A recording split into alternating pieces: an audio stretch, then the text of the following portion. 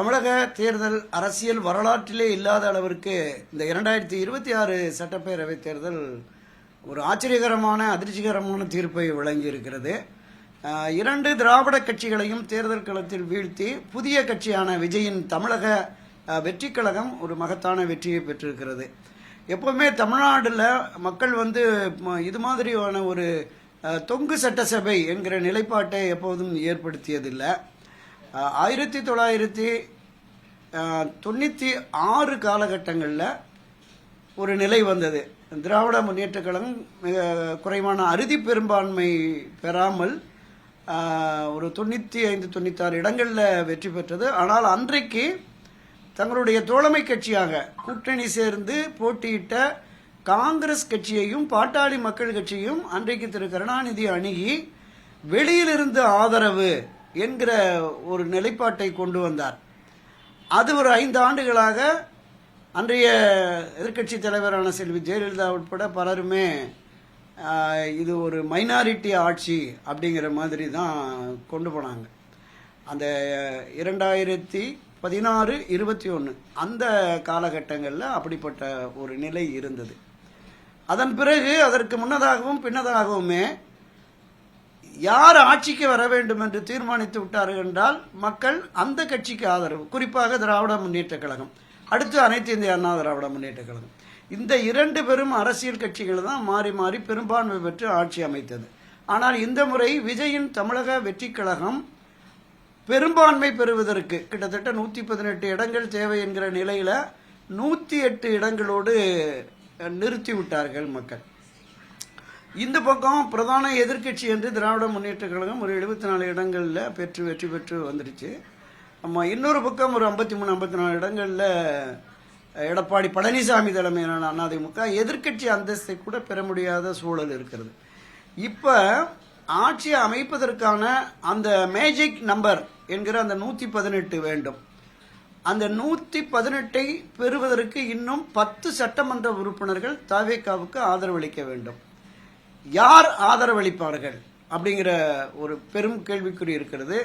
இன்றே காங்கிரஸ் கட்சி சார்பாக அவரை தவேகா தரப்ப அணுக தொடங்கிட்டாங்க. இப்போ காங்கிரஸ் வெற்றி பெற்றிருக்கிற அந்த 6 சட்டமன்ற உறுப்பினர்கள், இதை தாண்டி கம்யூனிஸ்ட் கட்சிகள் சார்பாக சிபிஐ 2, சிபிஎம் 2 4 கட்சிகள் இருக்கிறது, 4 எம்எல்ஏக்கள் இருக்கிறார்கள். எனவே இந்த 10 எம்எல்ஏக்கள் ஆதரவு கிடைத்தாலே போதும். இப்போ கம்யூனிஸ்ட் கட்சியினர் விஜய் அழைப்பு விடுத்தால் நாங்கள் பரிசீலித்து முடிவெடுப்போம் அப்படின்ட்டாங்க. ஏற்கனவே காங்கிரஸ் கட்சி தேர்தலுக்கு முன்னதாகவே நாம் தவேகாவோடு கூட்டணி வைப்போம் அப்படின்னு தான் மாநில நிர்வாகிகள், பெரும்பாலான மாவட்ட நிர்வாகிகள், மத்திய காங்கிரஸ் கட்சியினுடைய நிர்வாகிகள் கூட தவேகாவோட பேசினாங்க அப்படின்லாம் நம்ம பார்த்தோம். எனவே அவர்கள் எளிதாக வருவதற்கு வாய்ப்பு இருக்கிறது. திரு ராகுல் காந்தி கூட விஜய் ஆதரவு மனநிலையில் தான் இருந்தார் என்பது நமக்கு வெளிப்படையாகவே தெரிந்திருந்தது. இதனால் காங்கிரஸ் ஆதரவு தெரிவிக்கும் அப்படிங்கிறது நமக்கு வெளிப்படையாகவே தெரிகிறது. இடதுசாரிகளும் அழைத்தால் என்கிற போது நிச்சயமா இடதுசாரிகள் அமைச்சரவையில் பங்கேற்க மாட்டார்கள். அவங்க வெளியிலிருந்து ஆதரவு என்கிற நிலைக்கு வந்தால் நிச்சயமாக ஜோசப் விஜய் அவர்கள் முதலமைச்சராக பொறுப்பேற்று இந்த ஆட்சியை நடத்தி வருவார். அதில் எந்த மாற்று கருத்துமே இல்லை. இதில் இன்னொரு பார்வை என்னன்னா, இப்போ அனைத்து இந்திய அண்ணா திராவிட முன்னேற்ற கழகத்தில் வெற்றி பெற்ற இப்போது வெற்றி பெற்றிருக்கிற பெரும்பாலான சட்டமன்ற உறுப்பினர்கள் நாம் தவேகாவோடு இணைந்து ஆட்சி அமைப்போம் என்கிற பார்வையோடு இருக்கிறார்கள்.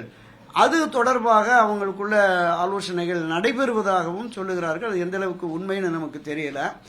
அரசியலில் எப்போது வேண்டுமானாலும் எது வேண்டுமானாலும் நடக்கலாம் அப்படிங்கிறது தான் நமக்கு யதார்த்த நிலையாக இருக்கிறது. யார் யாரோடும் கைகோர்ப்பார்கள் அப்படின்னு. அப்போ அவர்கள் இந்த நிலைப்பாட்டை எடுப்பார்களா, அல்லது அந்த அனைத்து இந்திய அதிமுக கூட்டணியில் பங்கு பெற்று வெற்றி பெற்றிருக்கிற ஒரு சில இடங்களில் வெற்றி பெற்றிருக்கிற பாட்டாளி மக்கள் கட்சி, தேமுதிகவும் விஜய் ஆதரவு நிலைக்கு வருமா அப்படிங்கிறது ஒரு மிகப்பெரிய கேள்விக்குறியாக இருக்கிறது. எது எப்படியோ இன்று இரவு அல்லது நாளைக்குள் நிச்சயமாக விஜய் தலைமையிலான அந்த புதிய ஆட்சிக்கு யார் ஆதரவளிப்பார்கள் என்பது தெரிய வரும். அவர் ஒரு அப்பீல் கொடுத்து, விஜய் ஒரு அழைப்பை கொடுத்தார். ஏன்னா அவர் கட்சி தொடங்குற பொழுது ஆட்சி அதிகாரத்தில் பங்களிப்போம் என்கிற அந்த பிரகடனத்தை சொன்னதுனால இந்த ஆட்சியில் பங்கு பெற விரும்புகிறவர்கள் எல்லா கட்சியிலுமே இருப்பாங்க. வெற்றி பெற்று இருக்கிற கட்சிகளில் குறிப்பாக திமுகவில் கூட சிலர் இருக்கலாம். ஆனால் திமுகவை பொறுத்தளவில் பிரதான எதிர்க்கட்சி என்று அவர்கள் வந்துவிட்டதுனால அவர்களுக்குள் இப்படி ஒரு மாற்றத்தை எதிர்பார்க்க முடியாது.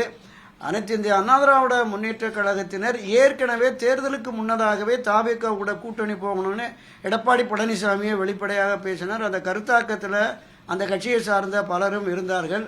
அவர்களுக்கு அந்த உணர்வு ஒரு கணிசமான ஆட்கள் வருகிறார்களா அல்லது ஒட்டுமொத்தமாக அதிமுக தாவேகாவோடு சேர்ந்து ஒரு கூட்டணி ஆட்சியை அமைக்கப் போகிறதா, இன்றோ நாளையோ இதற்கு ஒரு நல்ல முடிவு தெரியும் என்று நம்புகிறேன்.